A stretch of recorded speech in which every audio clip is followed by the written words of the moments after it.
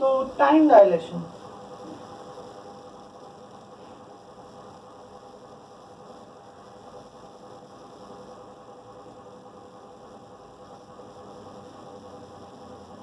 आपने केमिस्ट्री में एक टर्म पढ़ी होगी जिसको हम कहते हैं डाइल्यूट, यानी किसी चीज़ का किसी चीज़ में मिक्स हो जाना। यहाँ टाइम डायलेशन में डायलेशन का मतलब है स्लो हो जाना, टाइम स्लो हो जाना। ये कैसे पॉसिबल है? 1905 में जब आइंस्टाइन ने ये थ्योरी दी तब उनको लगता था कि टाइम ऐसी चीज़ है जो कि ना बढ़ता है, यानी ना स्पीड अप होता है ना स्पीड डाउन होता है। लेकिन इस रिलेटिविटी की वजह से जब उन्होंने ये देखा कि लाइट स्पीड को मेंटेन कर रही है, कांस्टेंट कर रही है, किसी भी चीज़ तरीके से उसकी वेलोसिटी पे कोई फर्क नहीं पड़ रहा, तो उनके जहन में आया कि अगर वेलोसिटी पे कोई फर्क नहीं पड़ रहा तो ज़रूर स्पेस और टाइम पे फर्क पड़ रहा होगा। अब वो फर्क क्या पड़ रहा होगा? एक कॉमन सेंस की एग्जांपल है। हमारे पास एक सिंपल इक्वेशन है which is s is equals to v into t. Simply displacement is velocity times the time taken by the particle from one point to another point. अगर मैं इसको, इस equation को यूं कह दूं कि भाई v is constant, then s has to be proportional to the time, तो टाइम जो है वो डिस्प्लेसमेंट के प्रोपोर्शनल हो जाएगा। अब इससे टाइम स्लो कैसे हो रहा है? हो क्या रहा है कि जब लाइट की स्पीड ऑफ लाइट, जब लाइट स्पीड से चलती है, सी स्पीड से चलती है, तो जो टाइम है उसके लिए बहुत ही ज़्यादा स्लो हो जाता है। इसको समझने के लिए आप इसको यूँ समझें एक डेली लाइफ एग्जांपल से कि भाई कभी कभी हम बहुत ज़्यादा थके हुए होते हैं। जब हम थके हुए होते हैं तो ऑब्वियसली हमें कभी कभी नींद आ जाती है, 5 मिनट के लिए नैप लग जाता है। उस 5 मिनट के नैप में आप कितने आवर्स ड्रीम में रहते हैं? बहुत ज़्यादा टाइम। तो वहाँ जो ड्रीम है उसमें क्योंकि आपकी स्पीड बहुत ज़्यादा होती है, वहाँ टाइम स्लो हो जाता है। टाइम डायलेशन का इफेक्ट तभी फील होता है जब आप हाई स्पीड को अप्रोच करते हैं। इसको समझने के लिए हम एक एग्जाम्पल कोट करते हैं। एग्जाम्पल क्या है कि जैसे आप इस फिगर में देख रहे हैं कि अर्थ से एक स्पेस शटल निकला है टुवर्ड्स अनदर पॉइंट, और वो जो स्पेस शटल निकला है वो बहुत फास्ट स्पीड से चल रहा है। हमारे पास 2 ऑब्जर्वर हैं, एक ऑब्जर्वर है जो कि स्पेस शटल के अंदर है और एक जो अर्थ पर है। इन दोनों के पास एक लाइट क्लॉक है। लाइट क्लॉक क्या होती है कि जब लाइट को हम 2 मिरर्स के बीच में रिफ्लेक्ट करवाते हैं और फिर इसका टाइम नोट डाउन करते हैं।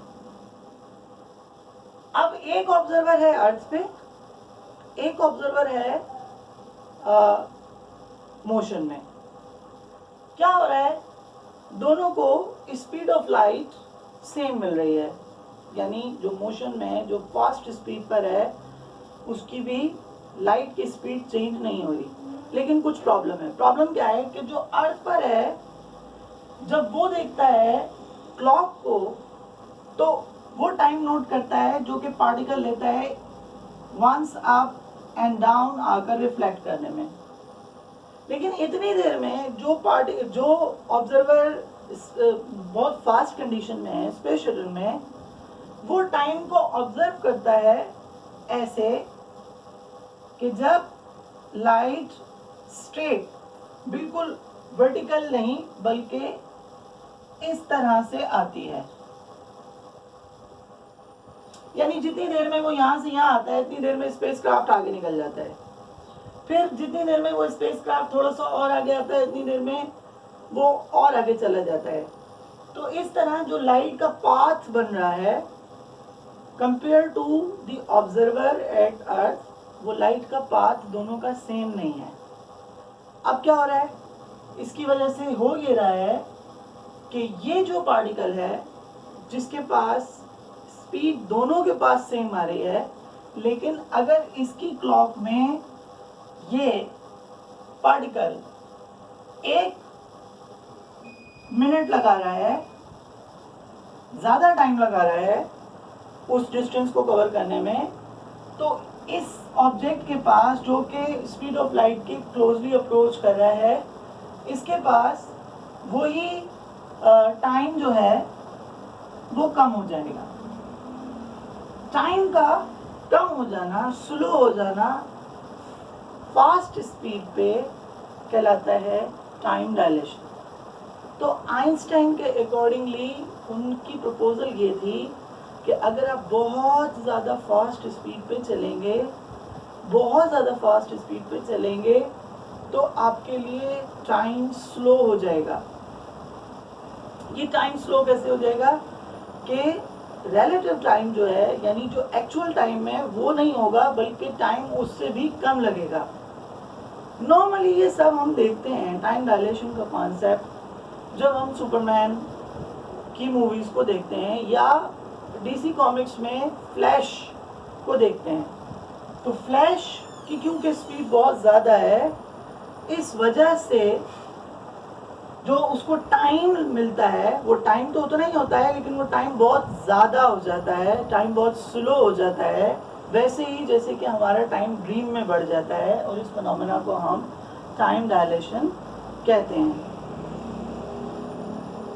इसी तरह एक और इसका कॉन्सिक्वेंसेस है स्पेशल थ्योरी और रिलेटिविटी का, और वो ये है कि जैसे ही आप स्पीड ऑफ लाइट पे अप्रोच करना शुरू करते हैं, तो स्पीड ऑफ लाइट पे अप्रोच करते वक्त क्योंकि आपको जो इन्वायरमेंट है वो भी मोशन में नज़र आएगा, बिल्कुल वैसे ही जैसे मैं किसी फास्ट कार में ड्राइव कर रहा हूँ, तो उस फास्ट कार में जैसे ही मैं ज़्यादा स्पीड गेन करता रहूँगा, मुझे ऐसा लगेगा कि सराउंडिंग्स मूव कर रही हैं, और क्योंकि सराउंडिंग्स भी मूव कर रही हैं मेरी स्पीड के साथ साथ, जैसे कि इस फिगर में आप देख सकते हैं कि एक सैटेलाइट है, एक शटल है, वो निकला है एक स्टार के लिए, और उस स्टार तक पहुंचते वक्त उसको ऐसा लग रहा है कि जैसे जो इन्वायरमेंट है वो भी मोशन में है।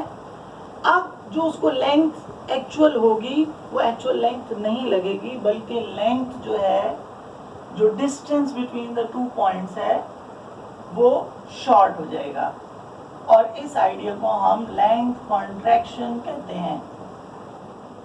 लेंथ कॉन्ट्रैक्शन का मतलब है कि अगर ये 2 पॉइंट्स के बीच में डिस्टेंस है विच इज टी,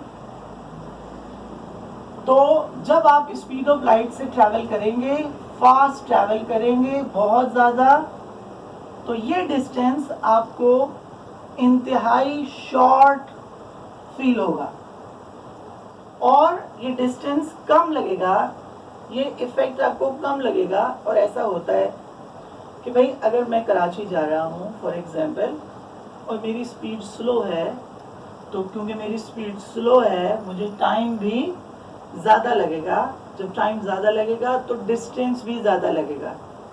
लेकिन अगर मैं वही डिस्टेंस बहुत फास्ट स्पीड के साथ कवर करूं, जैसे कि कोई जेट या कोई बुलेट की तरह, तो फिर मुझे ऐसा लगेगा कि जैसे वो फासला कुछ फासला है ही नहीं। लेकिन इस फिनोमेना को लेंथ कॉन्ट्रैक्शन कहते हैं, और ये फिनोमेना तभी पॉसिबल है, स्पेस तभी आपको स्क्वीज फॉर्म में मिलेगा जब आप relative to the speed of light move करेंगे। इसी तरह जिस तरह के एग्जाम्पल में हम फिगर में हम देख रहे हैं कि जो एक्चुअल लेंथ है वो तो L0 है, लेकिन जो शटल है जब वो मूव कर रही है तो उसको जो लेंथ नजर आ रही है वो डेल्टा L है। आइंस्टाइन की स्पेशल थ्योरी ऑफ रिलेटिविटी में उनके एक बहुत अच्छे काउंटर पार्ट, उनका नाम था हेनरिच लॉरेंस, उन्होंने इस थ्योरी की इक्वेशंस को डेवलप करने में उनकी बहुत हेल्प की। और हेनरिच लॉरेंस ने एक रिलेटिविस्टिक इक्वेशंस का सेट प्रोवाइड किया जिसको हम लॉरेंस फैक्टर भी कहते हैं। एंड आई एम सॉरी कि वो टाइम डायलेशन में मैं लिखना भूल गया कि अगर this was the actual time between the two events and this is the time when you are moving at the speed of light, तो लॉरेंस के मुताबिक there is a time shift, the time will get slow and this will happen, this is t dash is equals to t naught upon under root 1 minus v square upon c square। तो ये जो factor है root 1 minus v square upon c square, इसको हम Lorentz factor कहते हैं on the name of Heinrich Lorentz. और इसमें v is taken in terms of the speed of light. Likewise जिस तरह टाइम डायलेशन की इक्वेशन है, इसी तरह से लेंथ कॉन्ट्रैक्शन की भी एक इक्वेशन है और वो हमें ये सजेस्ट करती है कि अगर आप relative to the speed of light यानी half c, 1/3 of the c, 2/3 of the c, 1/4 of the c अगर मूव करना शुरू कर देंगे तो जो एक्चुअल लेंथ है वो आपको लेंथ एक्चुअल नहीं फील होगी, बल्कि वो ऐसा लगेगा कि जैसे बहुत ही कम डिस्टेंस है। इसको हम यूँ भी सपोज कर सकते हैं, आमतौर पे ये सपोज किया जाता है कि भाई जिन्नात की स्पीड बहुत ज़्यादा है, तो अगर जिन्नात की स्पीड बहुत ज़्यादा है तो उनको एक जगह से दूसरी जगह पहुंचने में टाइम बहुत कम लगता है और जो डिस्टेंस है वो भी उनके लिए कोई मायने नहीं रखता। इस फिनोमेना को लेंथ कॉन्ट्रैक्शन कहते हैं। तो इसकी जो बेसिक इक्वेशन है लेंथ कॉन्ट्रैक्शन की, this is L dash is equals to L naught under root 1 minus v square upon c square। ये लेंथ कॉन्ट्रैक्शन की इक्वेशन है। ये रिलेटिविस्टिक लेंथ है जो कि जब कोई भी पार्टिकल स्पीड ऑफ लाइट पे मूव करेगा तो उसे ये फील होगा। अब मसला क्या है? मसला ये है कि क्योंकि लाइट एक एनर्जी है तो वो स्पीड ऑफ लाइट को फॉलो कर सकती है और जब वो एनर्जी चल रही होती है तो उसके लिए लेंथ भी शॉर्ट हो जाती है और उसके लिए टाइम भी स्लो हो जाता है। अगर टाइम के स्लो को आपने प्रैक्टिकली ऑब्जर्व करना है तो इसके लिए बहुत सारी मूवीज़ हैं, जैसे कि इंटरस्टेलर मैं रिकमेंड करूँगा कि वो आप देखें। और इसी में ही टाइम डायलेशन में ही एक और थ्योरी है, एक और मूवी है, वो भी मैं आपको रिकमेंड करूँगा कि आप देखें। वो है फ्लैश की मूवी है DC कॉमिक्स पे, ट्विन पैराडॉक्स के नाम से। तो ये लेंथ कॉन्ट्रैक्शन है। जैसे ही आप स्पीड ऑफ लाइट पे मूव करना शुरू करते हैं, आपकी स्पीड की वजह से पहला इफेक्ट ये आता है कि टाइम स्लो हो जाता है और आपको जो लेंथ है वो बहुत ही ज़्यादा शॉर्ट लगती है।